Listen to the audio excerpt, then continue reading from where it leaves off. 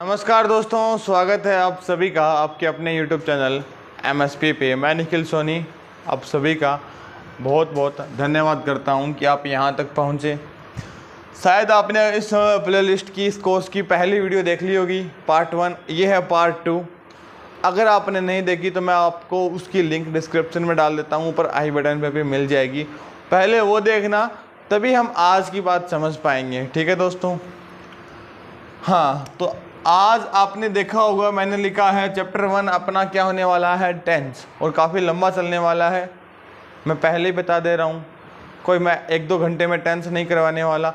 मज़े से पढ़ेंगे, तसल्ली से पढ़ेंगे, हर एक कंसेप्ट को समझेंगे, फिर शॉर्टकट भी निकालेंगे। बेसिकली हम टेंस को 3 लेवल पे पढ़ने वाले हैं। पहला क्या होगा बेसिक लेवल, और दूसरा क्या होगा कंपैरेटिव एनालिसिस,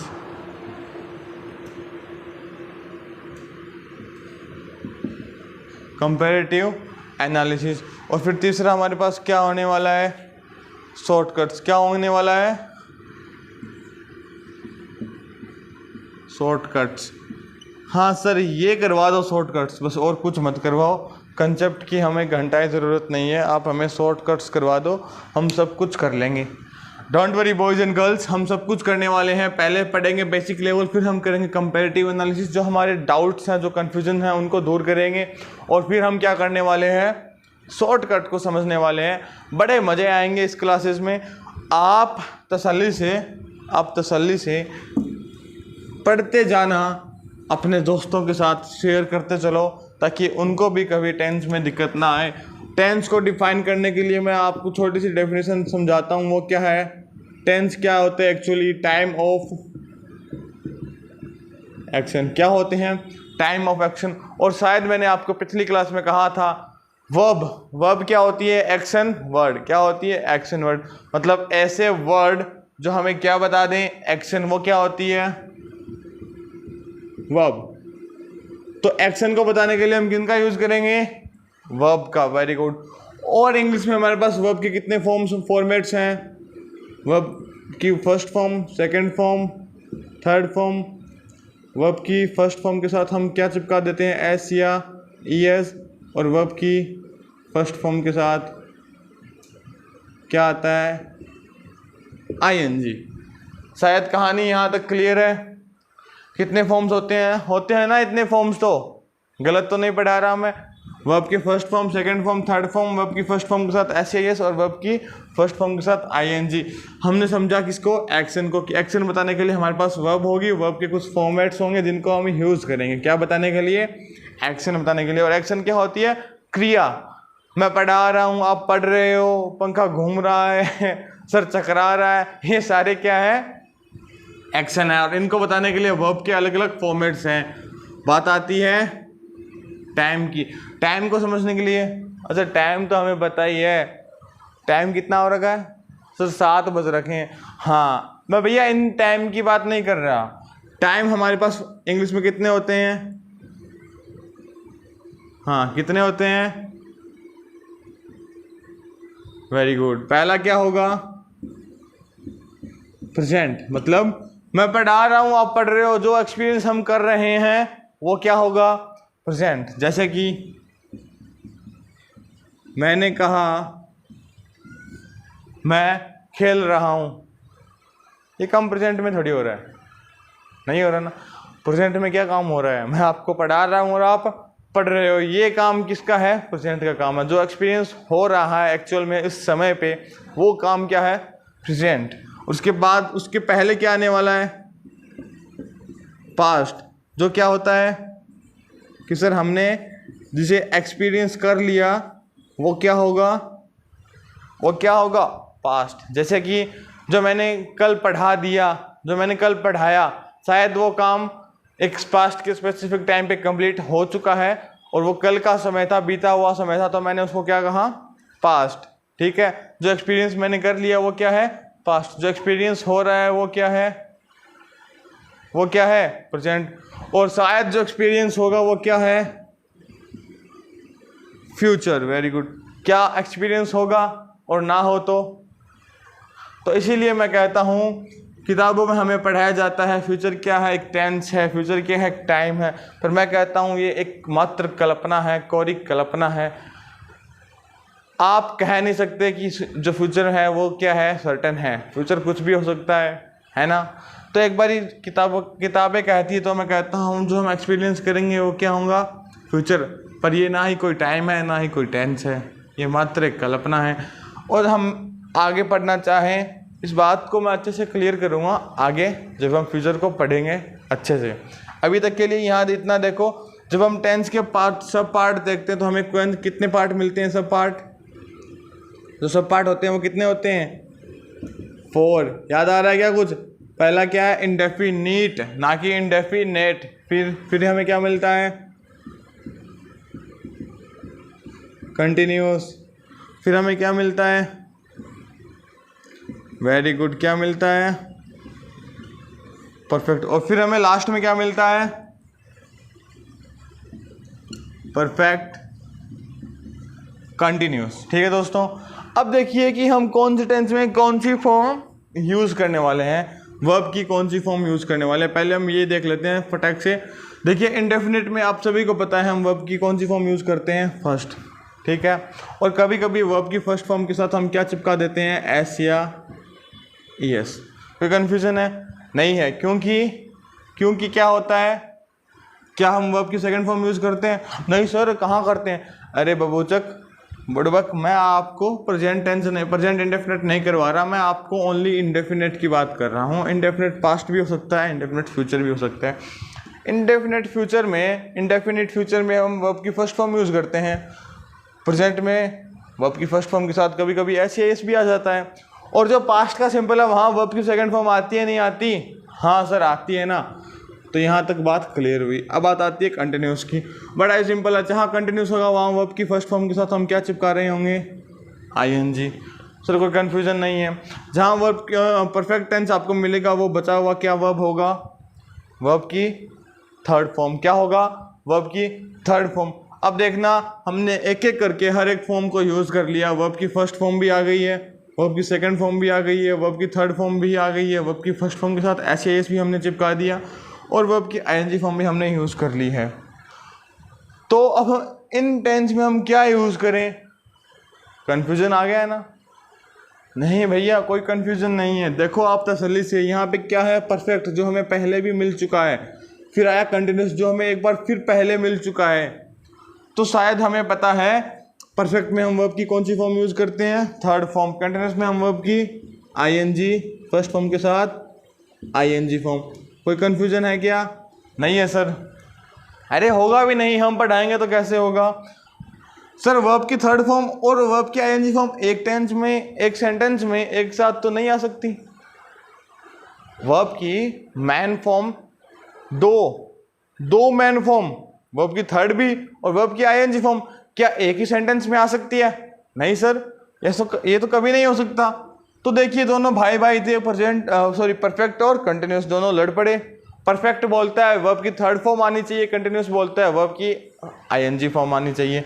तो फिर हुआ क्या, जब भाई भाई लड़ते हैं तो पड़ोसी आके मामला सुलझाते हैं। और यहाँ पे बहुत ही दयालु स्वभाव की हम व्यक्तित्व के धनी कौन आए, बी, जिनकी कितनी फॉर्म्स होती हैं, इज, एम, आर, वाज, वर, और लास्ट में क्या बच गया, यस। तो लास्ट फॉर्म होती है वो क्या होती है, बीन। तो देखिए दोस्तों ये क्या है, वर्ब की थर्ड फॉर्म। बी बोलता भैया आप नाराज मत हो, आपको थर्ड फॉर्म चाहिए, आप मेरे ले लो ना थर्ड फॉर्म। ठीक है, क्या आया, बीन। क्यों आया, परफेक्ट है तो वर्ब की थर्ड फॉर्म चाहिए, और बी की थर्ड फॉर्म उठाई, क्या उठाया, बीन, क्योंकि दोनों फॉर्म एक साथ नहीं आ सकती। छोटा भाई था, जिद्दी था, वर्ब की आईएनजी फॉर्म चाहिए, ठीक है लगा दी, वर्ब की आईएनजी फॉर्म लगा दी। बात कहाँ अटकी आके कि दोनों भाइयों में सेक्रीफाइस कौन करेगा? ऑब्वियसली जो बड़ा है वो सेक्रीफाइस करेगा, और करता ही आया। परफेक्ट क्या है, बड़ा है।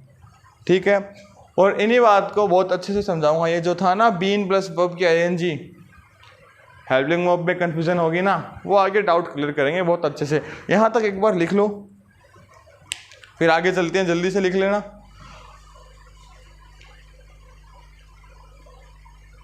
ओके, शायद आप लिख चुके हो साथ साथ, क्योंकि बहुत इंटेलिजेंट बच्चे हो मुझे पता है, और नहीं हो तो बैक करके पॉज करके लिख लो, इतना तो कर ही सकते हो।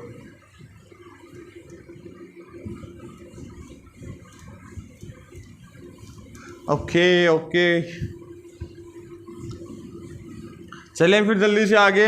अब हम क्या बनाने वाले हैं, हमने देखा वर्ब की मेन फॉर्म कहाँ और कैसे यूज होती है। अब हम क्या करेंगे, क्या बनाएंगे, मेकिंग ऑफ हेल्पिंग वर्ब। शायद हमने अभी मेन वर्ब के कुछ फॉर्मेट्स देखे, जो हम वर्ब की first form, second form, third form, S और आईएनजी, शायद आपको याद होगा। अब हम बनाने वाले हैं हेल्पिंग वर्ब के साथ, वो फॉर्म कैसे यूज करेंगे। पहला टेंस अपने सामने आता है प्रेजेंट इंडेफिनिट, प्रेजेंट इंडेफिनिट। हम इसे प्रेजेंट सिंपल भी बोल देते हैं, कोई बड़ी बात नहीं है। अब देखिए, मैं इस टेंस को समझाने के लिए इसको दो भागों में डिवाइड करने वाला हूं। पहला होगा अफर्मेटिव और दूसरा होगा कौन सा, नेगेटिव भी होगा, इंटेरोगेटिव भी होगा। ठीक है, इंटेरोगेटिव, ठीक है। और फिर मैं देखो एफर्मेटिव को फिर दो भागों में डिवाइड करना चाहूँगा, कौन कौन से,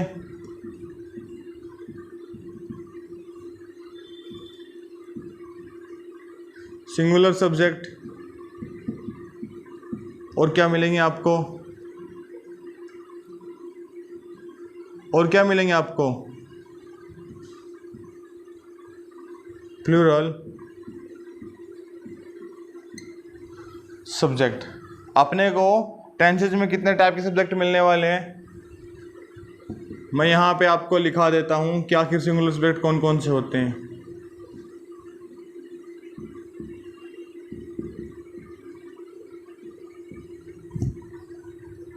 सिंगुलर सब्जेक्ट होते हैं कौन कौन से, ही, सी, इट और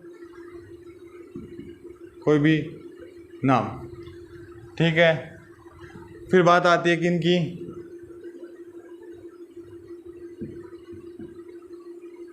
प्लूरल सब्जेक्ट की। और इसको बताने के लिए मैं कहूँगा यू, वी, दे, और कोई भी ऐसे नाम जो क्या हो, बहुवचन यानी प्लूरल हो। और देखना दोस्तों, यहाँ पे हम कभी कभी इसको आई भी कर देते हैं और हम कहते हैं आई क्या है, सिंगुलर। मैं तो अकेला हूँ ना सर, फिर कहाँ आपने प्लूरल में डाल दिया। इस बात को बहुत अच्छे से क्लियर करके चलेंगे जब हम पढ़ेंगे पार्ट्स ऑफ स्पीच। ठीक है, बहुत अच्छे से समझ में आने वाली है। या शायद आपको कहानी समझ में आ गई होगी, ही, सी, इट और कोई भी सिंगल नेम, यू, वी, दे, आई, इनके साथ हम क्या कर सकते हैं, कोई भी प्लूरल नेम भी लगा सकते हैं। और मैं एक बार इनको रफ कर देता हूँ ताकि आप कंफ्यूज ना हो, उनको लिख लेना सिंगुलर सब्जेक्ट को, अगर किसी को पता नहीं है तो। आई होप बट इतनी बातें तो सभी को पता ही होगी। जो सिंगुलर सब्जेक्ट हैं वो क्या हैं, उनके साथ क्या आने वाला है, देखो वर्ब की फर्स्ट फॉर्म के साथ हम क्या चिपका देंगे, एस या ई एस, कोई कन्फ्यूजन नहीं है। वहीं जब आपको क्या मिलेगा, प्लूरल सब्जेक्ट, तो आपको केवल और केवल वर्ब की फर्स्ट फॉर्म यूज़ करनी है और उसके साथ कोई भी एस या एस नहीं लगेगा। ठीक है दोस्तों, फिर बात आती है नेगेटिव और इंटेरोगेटिव की। इनको भी हम फिर दो भागों में पढ़ना चाहेंगे। पहला होगा सिंगुलर सब्जेक्ट और दूसरा क्या होगा, प्लूरल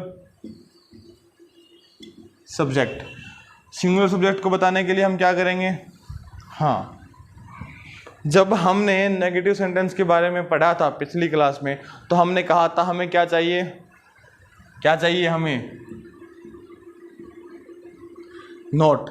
और नॉट अकेला नहीं आता, नॉट किसके साथ आता है, हेल्पिंग वर्ब के साथ। क्या चाहिए हमें, एच वी। यहाँ ज़रूरत पड़ी हमें किसकी, एच वी की। ठीक है दोस्तों, जब हमें ज़रूरत पड़ी किनकी, एच वी की, तो हमने क्या किया, कहाँ से लाएंगे भाई, हमारे पास तो नहीं है ना एच वी, कहाँ से लेके आएंगे, हम जाएंगे अब किसी की हेल्प मांगने। हेल्पिंग वर्ब कैसे बनती है, हेल्प मांग मांग के। तो हमने हेल्प किससे मांगी, प्रेजेंट इंडेफिनेट के पड़ोसी हैं कौन, डू। कौन है, डू। और डू के कितने फॉर्म होते हैं शायद आपको पता ही है, डू, डिड और done. Do, did, done, done, done, done. ये कितने फॉर्म होते हैं, 3। चूंकि हम क्या पढ़ रहे हैं प्रेजेंट, तो हम कौन सी फॉर्म उठाएंगे, फर्स्ट फॉर्म उठाएंगे। और हमने क्या उठाया, फर्स्ट फॉर्म, वो क्या है, डू। अब आपको पता है सिंगुलर सब्जेक्ट के साथ हमने ऊपर एस यूज़ किया था या नहीं किया था, तो यहाँ भी करेंगे। और क्या आपको वो रूल पता है कहाँ हम एस यूज़ करेंगे, कहाँ हम एस यूज़ करेंगे, नहीं पता। अरे भाई हम किस लिए हैं, हम बताएंगे ना। ओ के लिए हम यूज़ कर देते हैं कभी कभी क्या, एस। ठीक है, ओ के साथ क्या यूज़ करते हैं, एस। और जब हम हेल्पिंग वर्ब के साथ कौन सी फॉर्म यूज़ करेंगे, इंडेफिनेट में तो हमें पता ही है सर, फर्स्ट फॉर्म के साथ एस या एस। क्या यहाँ हम वर्ब की फर्स्ट फॉर्म के साथ एस या एस लगाएंगे, क्या नहीं लगाएंगे। क्यों नहीं लगाएंगे, क्योंकि हमारे पास यहाँ क्या है, हेल्पिंग वर्ब के साथ हमने क्या लगा दिया, एस लगा दिया, तो हमें वर्ब के साथ लगाने की ज़रूरत नहीं है। तो जब हमने बात की प्लूरल सब्जेक्ट की, तो जब आप प्लूरल सब्जेक्ट की बात करते हैं तो यहाँ पे आप क्या करोगे, डू। क्योंकि अपनी मेन क्या थी, फर्स्ट फॉर्म डू थी ना, डू की फर्स्ट फॉर्म क्या है, डू। अब कहाँ हम एस लगाते हैं, क्या हमने ऊपर देखा प्लूरल सब्जेक्ट में हम ऐसे ऐसे नहीं लगाते हैं, तो यहाँ पे हम नहीं लगाएंगे। और वर्ब की फर्स्ट फॉर्म ऐसे कैसे आ जाएगी। आप एक बार यहाँ तक लिखो और समझ में आया तो जल्दी से कमेंट करो, मैं आपको पर्सनली रिप्लाई करना चाहता हूँ।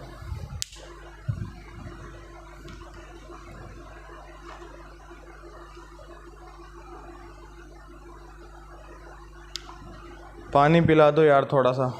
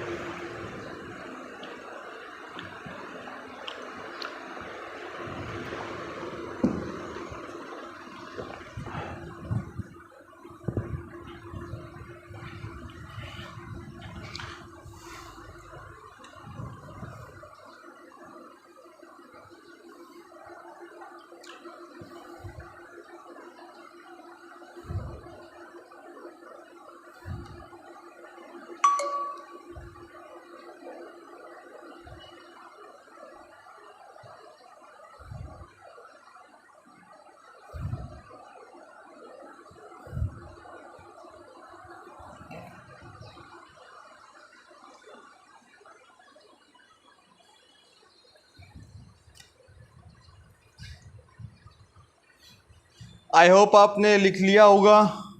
एक बारी मैं रफ कर देता हूँ ताकि हम जल्दी से क्लियर करते प्रेजेंट टेंस के सारे पार्ट्स को। इंडेफिनिट हो गया है, आपको मैंने बता दिया सिंगुलर सब्जेक्ट क्या होते हैं और प्लूरल सब्जेक्ट क्या होते हैं। प्रॉब्लम कहाँ आती है कि सर हम एस कहाँ लगाएंगे और एस कहाँ लगाएंगे, ये तो बता दो। ठीक है, मैं आपको रूल बता देता हूँ एस का, एस का रूल आप अपने आप बना सकते हो। जो वर्ड है, वर्ड्स एंडिंग विद, जो वर्ड है वो कैसे एंड होने चाहिए, एस के साथ, डबल एस के साथ, एस एच के साथ, सी एच के साथ, एक्स जेड, ये क्या है लास्ट में जेड। अगर कोई भी वर्ड इन सब से एंड हो रहा है तो क्या होगा, हम क्या चिपका देंगे लास्ट में उसके साथ, यस। ठीक है, क्या चिपका देंगे, यस। और जो बच गया उनके साथ एस, कौन सा एस लगेगा किसके साथ, रेस्ट ऑफ। और जो बचा हुआ उन सब के साथ हम क्या लगाएंगे, एस। अब देखना यहाँ पे कंफ्यूजन क्या है, ओ की। ओ को मैंने स्टार लगा के मैंने समझाना है कि ओ को हम कभी कभी एस भी लगा देते हैं और कभी कभी ई एस भी लगा देते हैं, है ना। जैसे देखो आप सभी को पता है, बड़ा इजी है, जियो मतलब जी ओ, नो कि जियो। जियो मतलब गो, गो मतलब जाना, और जब हम इसको SEIS लगाना चाहते हैं तो हम क्या लगा देते हैं, ES। ऐसा ही एक हमने अभी अभी देखा था, डू को हमने क्या बनाया था, डस। मैंने यहाँ देखो, आपको यहाँ मैं एक O भी लगा देता हूँ जिसको मैंने स्टार किया है, क्योंकि कभी कभी हम उस O के साथ ES लगा देते हैं और कभी कभी हम इसी O के साथ क्या कर देते हैं,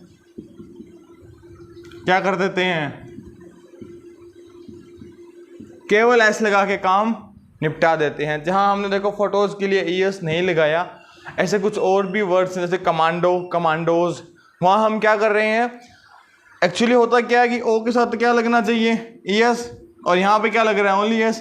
तो ये जो रूल है ES लगाने का O के साथ, ये बहुत ज़्यादा कंफ्यूजिंग है और एक्चुअली काम भी नहीं करता ये रूल, तो मैं आपको बताऊंगा भी नहीं। O को स्टार किया, कभी कभी ES लगेगा, कभी कभी S लगेगा। बाकी ये रूल काम करने वाला है। ES कहाँ लगेगा, जो वर्ड्स एंड होते हैं किनके साथ, S, SS, SH, CH, X, Z, O, ये सारे किसके साथ होते हैं, इनके साथ क्या लग जाएगा, ES। कोई प्रॉब्लम है दोस्तों, नहीं है। आगे चलते हैं, बात करते हैं टेंस नंबर 2, और वो क्या है, प्रेजेंट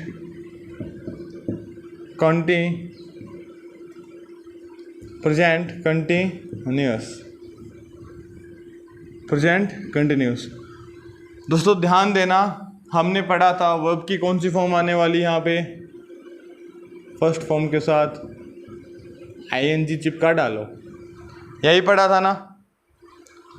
अब काम करते हैं हम किन पे, मैंने कहा यहाँ पे आते हैं इज, एम और आर, किस रूप में, हेल्पिंग वर्ब के रूप में। और वो ऐसा क्यों होता है, कहाँ से आते हैं, देखो हमें पता है ना कि वर्ब की फर्स्ट फॉर्म प्लस ING लगाने के लिए हमें क्या चाहिए, हेल्पिंग वर्ब।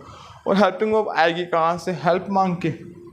और इस बार हम हेल्प किन से मांगेंगे, बोलो ना, हाँ, किससे, बी से।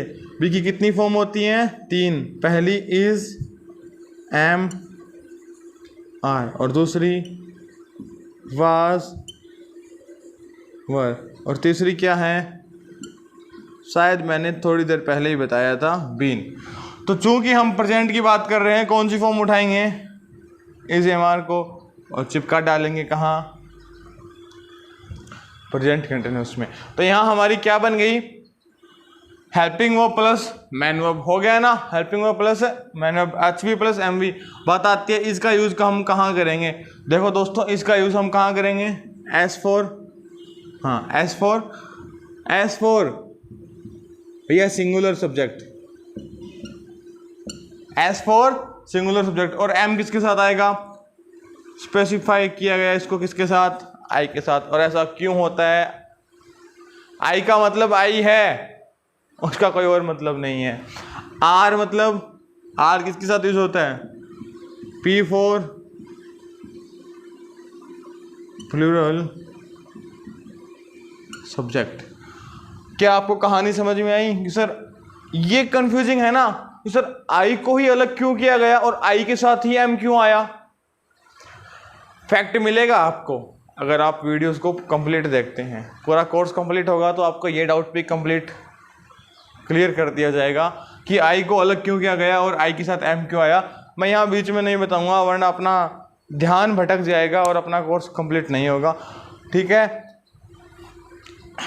कहानी समझ में आई, सिंगुलर सब्जेक्ट के साथ क्या होगा, क्या लगाओगे आप, इज, और I के साथ M, प्लूरल सब्जेक्ट के साथ R।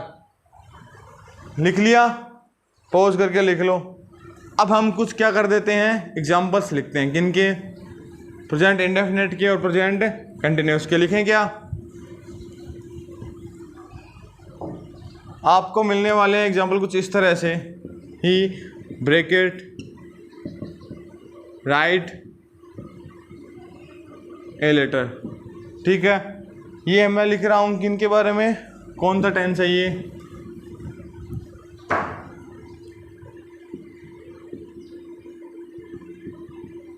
प्रेजेंट। जहाँ आपने लिखा था प्रेजेंट इंडेफिनिट, उसके नीचे ही एग्जाम्पल लिख लेना, ही राइट ए लेटर। तो आप क्या लिखने वाले हो यहाँ पे? हाँ हाँ सर हमें पता है, अगर प्रेजेंट इंडेफिनेट की बात हो रही है तो आप क्या करोगे यहाँ पे, इस राइट को क्या कर दोगे, ही राइट से। बड़ा सिंपल है सर। अगर आप क्या कर रहे हो, सब्जेक्ट उठा रहे हो कौन सा, प्लूरल। अगर आप प्लूरल सब्जेक्ट उठा रहे हो तो आप क्या करोगे, they write a letter. They write से लेटर हो गया, दे राइट ए लेटर। अरे भैया जो गलतियां हैं उनको पकड़ना सीखो।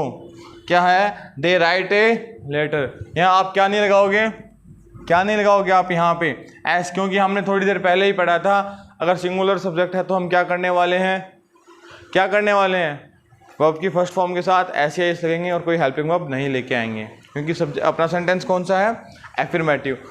अगर सब्जेक्ट क्या है, प्लूरल है, तो हम वर्ब की फर्स्ट फॉर्म अकेला रख देंगे, कोई एस या एस नहीं आने वाला। उसके बाद क्या है, अगर हम नेगेटिव बना रहे हैं तो ही इज़ नॉट। अरे सर कहाँ चले गए सर आप, इंडेफिनिट में आओ ना, he does not write a. Same ऐसा इसका हो जाएगा, they do not write a letter. Interrogative question बनाते हैं, does he write a letter. ठीक है दोस्तों, यहाँ हम बात करते हैं कौन से टेंस की, प्रेजेंट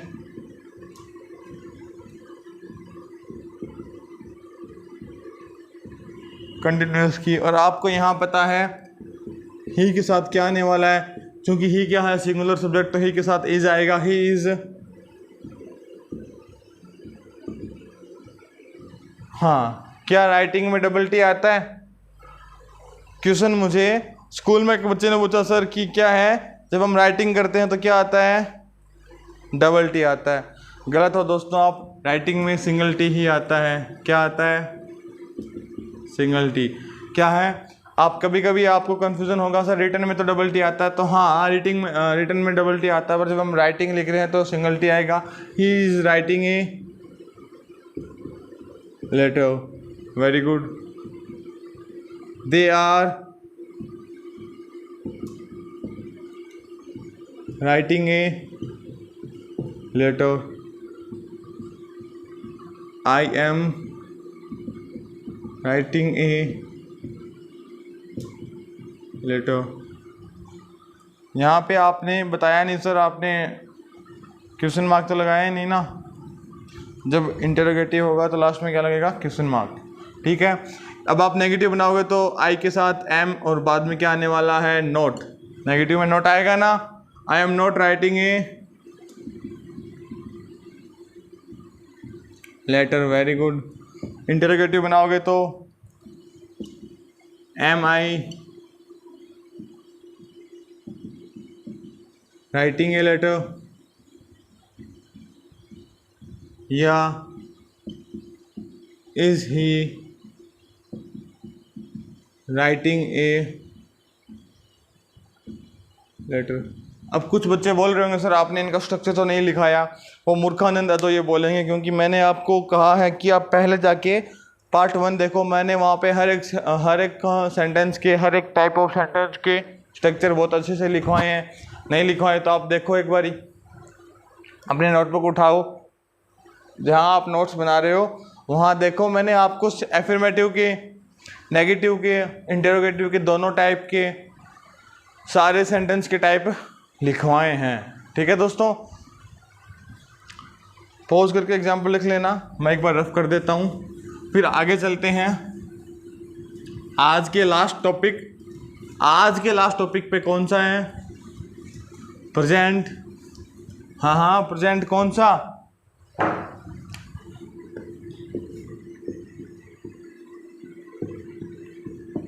प्रेजेंट परफेक्ट टेंस। अब देखो मैंने कहा था जहां परफेक्ट मिले वहां वर्ब की कौन सी फॉर्म आएगी, वर्ब की थर्ड फॉर्म। अब वर्ब की थर्ड फॉर्म के साथ हमें क्या चाहिए, हेल्पिंग वर्ब। और हेल्पिंग वर्ब के लिए हम क्या करेंगे? सही बात है, क्या करेंगे? हेल्प मांगेंगे। और वो किससे मांगेंगे इस बारी? इस बारी अपना दानवीर करण कौन बन गया? कौन बन गया? हैव।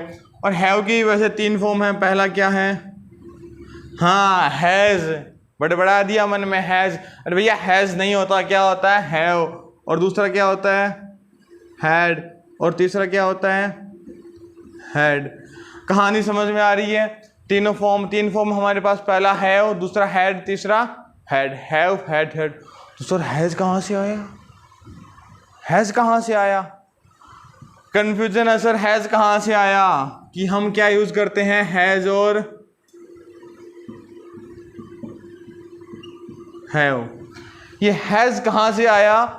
बड़ी लंबी चौड़ी कहानी नहीं है, छोटी सी कहानी है। वो मैं आपको अभी नहीं बताऊंगा क्योंकि डिस्ट्रैक्ट नहीं होना है। अभी हमें समझना है कि हम हैज़ के साथ क्या यूज़ करेंगे, सॉरी सिंगुलर सब्जेक्ट के साथ क्या यूज़ करेंगे, हैज़ और हैव के साथ क्या यूज़ करेंगे। अरे भैया प्लूरल सब्जेक्ट के साथ क्या यूज़ करेंगे? क्या यूज़ करेंगे? हैव। मतलब सिंगुलर के साथ हैज़ और प्लूरल के साथ हैव। तो हो क्या जाएगा अपना? हैज़, हैव प्लस वर्ब की 3rd फॉर्म। तो क्या समझ में आया? सिंगुलर सब्जेक्ट क्या होते हैं? हैज़ के साथ क्या यूज़ करेंगे, सॉरी सिंगुलर सब्जेक्ट के साथ क्या यूज़ करेंगे? हैज़। और वहीं प्लूरल सब्जेक्ट के साथ हम यूज़ करने वाले हैं हैव। ये हैज़ कहाँ से आया? कहाँ समझेंगे? Parts of speech. जब हम पढ़ेंगे पार्ट्स ऑफ स्पीच तब हमें पता लगेगा कि आखिर ये हैज़ की उत्पत्ति कहाँ से हुई। क्योंकि हैव की फर्स्ट फॉर्म तो क्या है? हैव। अभी के लिए आप अपने मन को बहलाने के लिए कह सकते हो सर हमने वी को हटा के एस लगा दिया क्योंकि हमें सिंगुलर सब्जेक्ट चाहिए था। अरे ये सब फालतू की बातें हैं, एक आम टीचर आपको ये बात बता देगा, पर हम क्लियर करके चलेंगे कि कहाँ सिंगुलर के साथ हैज़ क्यों आया। इट मीन्स कि हैज़ कहाँ से आया ये हम जानेंगे पार्ट्स ऑफ स्पीच में।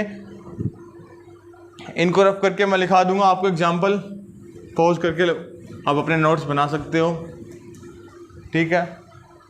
एग्जाम्पल कैसे? ही हैज़, सिंगुलर सब्जेक्ट के साथ हैज़ आ गया और यहाँ पे क्या आ जाएगा? डबल टी एन, मतलब रिटन ए। आपने देखा होगा वर्ब की कौन सी फॉर्म आई है? 3rd। हेल्पिंग वर्ब क्या आई? Has. They have written a, they have written a letter. No problem sir? है क्या कोई प्रॉब्लम? नहीं है सर। बात आती है हमारी किन की? हाँ, नेगेटिव सेंटेंस की। दे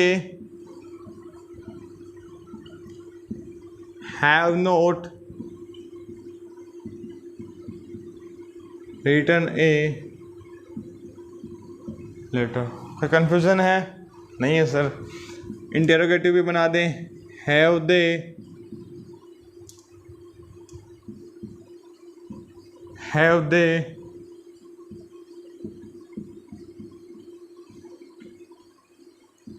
हम कर क्या रहे हैं? हम उन्हीं सेंटेंस के एग्जाम्पल को उन्हीं एग्जाम्पल्स को कन्वर्ट कर रहे हैं इन चारों टाइप ऑफ सेंटेंस में। इन 4 टाइप ऑफ सेंटेंस में हम क्या कर रहे हैं? सेम सेंटेंस को कन्वर्ट करके चल रहे हैं कि हम उनकी हेल्पिंग वर्ब बदल रहे हैं, मैन वर्ब बदल रहे हैं। एक बारी के लिए हम इतना ही काम कर रहे हैं।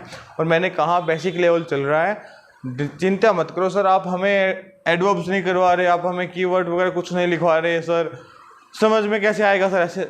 अगर आप 10 दिन की क्लासेस कंप्लीट कर देते हो फिर मेरे को बोलना कि सर समझ में नहीं आ रहा, क्योंकि जब तक आप कहानी को ढंग से समझोगे नहीं, कहानी समझनी स्टार्ट कब होगी? 10 दिन के बाद, ठीक है दोस्तों। यहाँ तक देखो, आपने देखा होगा हमने पढ़ लिया प्रेजेंट इंडेफिनिट के बारे में, प्रेजेंट कंटिन्यूस के बारे में, प्रेजेंट परफेक्ट के बारे में। अब यहाँ तक आज तक के लिए इतना ही है। कल हम पढ़ने वाले हैं past indefinite, past continuous, past perfect. परसों हम पढ़ने वाले हैं future indefinite, future continuous, future perfect. फिर लास्ट में हम पढ़ेंगे कौन कौन से बचे हुए, कौन कौन से present perfect continuous, past perfect continuous और फ्यूचर परफेक्ट कंटिन्यूस। क्योंकि ये क्या है, 2 अलग अलग टेंसों को हमने जोड़ के बनाया है, तो इनको पढ़ने में अलग ही स्वाद आने वाले हैं। ठीक है, आज तक के लिए इतना ही। आई होप आपको कहानी समझ में आई होगी। और वीडियो को यहाँ तक देखने के लिए बहुत बहुत धन्यवाद। कृपया अपने दोस्तों को शेयर करें ताकि उनकी इंग्लिश भी स्ट्रांग हो सके, वो भी ग्रामेटिकली स्ट्रांग हो सके और ग्रामेटिक एरर ना करें और इन एरर से बचें। बहुत बहुत धन्यवाद आपका।